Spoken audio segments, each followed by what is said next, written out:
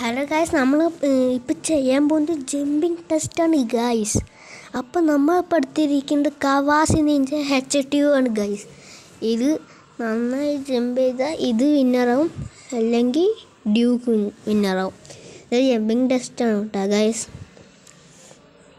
അപ്പോൾ ഇത് ഇനി വേറെ വല്ല സൂപ്പറോ അങ്ങനത്തെ വല്ല ഇനി വല്ല കാറുകളുടെ ജമ്പിങ് ടെസ്റ്റ് ആണെങ്കിൽ കമൻറ്റ് ബോക്സിൽ പിൻ ചെയ്യുക, ഞാൻ നോക്കുക.